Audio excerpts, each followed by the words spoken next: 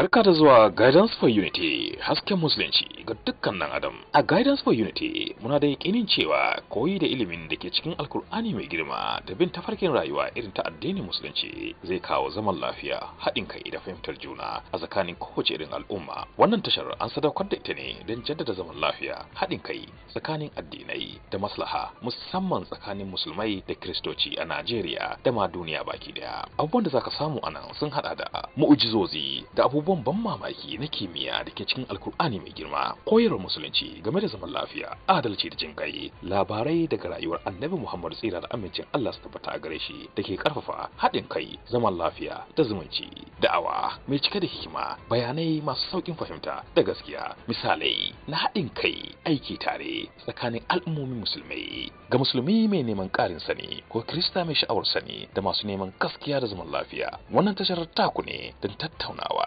bincike da samun ƙarin ilimi. Yi subscribe don kasancewa cikin masana addini da samun hasken musulunci. Kuma ba mu aiko ka ba, ya Muhammad, sai dai a matsayin rahama ga talikai. Alkur'ani, aya ta 21, sura ta 107.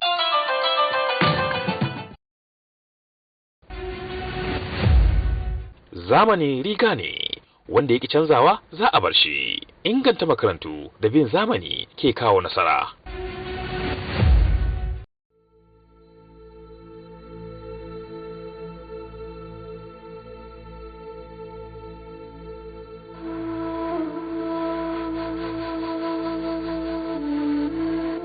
Rashin gudanar da tsarin karantarwa na ɗaukar sabbin ɗalibai a makarantun tsangaya ya tafi daidai da zamani na daga cikin manyan kurakurai da ke jefa makarantun tsangaya da ɗalibanta cikin hatsari a koda yaushe.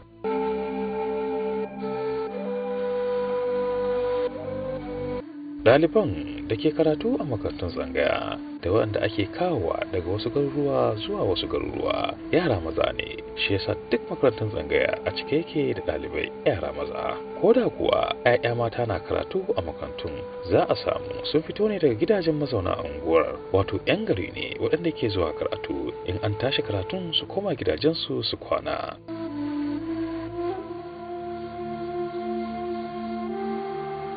Iyayen yara ba sa la'akari da canjin al'amura na yau da kullum da ya kai ga a wannan zamani yara na da buƙatar samun isasshiyar kula a gun iyayensu domin su zama 'ya'ya na gari idan suka girma. Ɗaukan yara ƙanana a raba su da iyayensu a kai wani gari domin su yi karatu na jefa yaran cikin mummunar hali, domin malaman ba sa da dukiyar da za su iya ciyar da yaran, su kula da lafiyarsu da kuma ba su wurin kwana mai kyau da tsafta.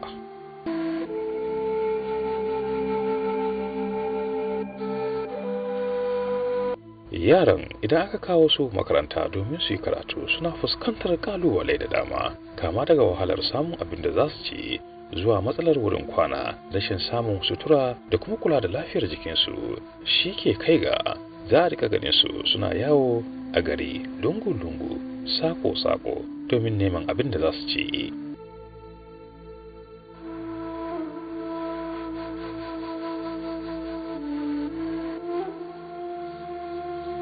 Su malaman na tsangaya sun kasa canja tsarin yanayin daukan ɗalibai a tsangayoyin nasu, wadda zai tafi daidai da zamani na ƙayyade iya yawan yara, ɗalibai da kuma adadin shekarun da za a iya kawo yaro idan ya kai a makarantun tsangaya. Hakan ya sa makarantun tsangaya da zai iya daukan ɗalibai 20 sai kaga ɗalibai sama da 100 suna karatu cikin matsalar rashin wadatacciyar abinci, wurin karatu da kwana.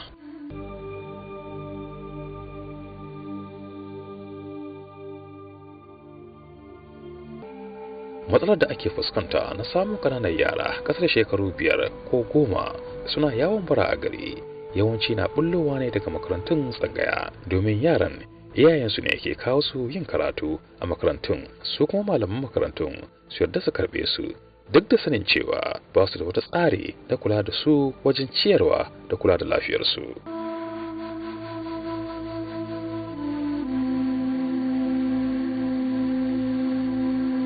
Amincewar malaman na karɓan waɗannan ƙananan yaran shi ke sa iyayen yaran ke ci gaba da kawo yara ƙanana makarantun tsangaya su ajiye su tafi, sai a bar yaran cikin kunci da mawuyacin hali.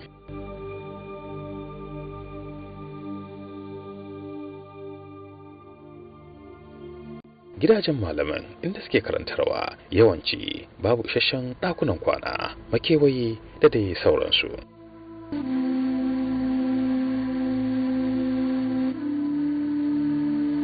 A makarantun na tsangaya babu wani shiri na agajin gaggawa ga marasa lafiya kafin a kai shi asibiti, wato first aid a turance. Babu kuma matakin kare lafiyar yara ɗaliban irin ta zamani.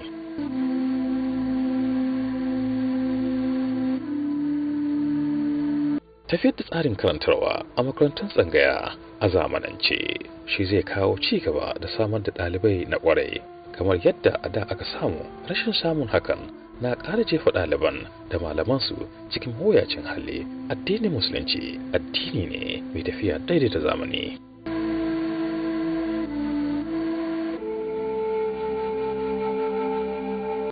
A yanzu lokaci yayi da malaman makarantun tsangaya za su haɗa kai wajen zamantar da tsarin karantarwa da ɗaukan sabbin ɗalibai, tattare da mai da hankali musamman wajen ƙayyade yawan shekaru da yaro zai cimma kafin iyayensa su kawo shi makarantar tsangaya daga wasu garuruwa domin samun ilimin karatun Alkur'ani mai girma.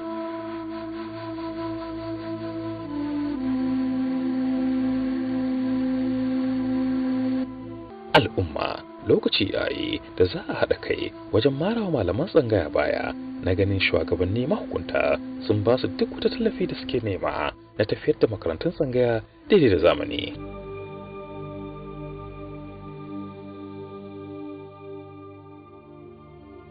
Yin hakan zai ƙara jaddada irin tasiri da gudunmawar da makarantun tsangaya suke bayarwa a ƙasar nan, wadda har yanzu da yawa daga cikin al'umma na kan cin moriyar ilimi da tarbiyyar da suka samu a makarantun tsangaya a wannan zamanin da muke ciki.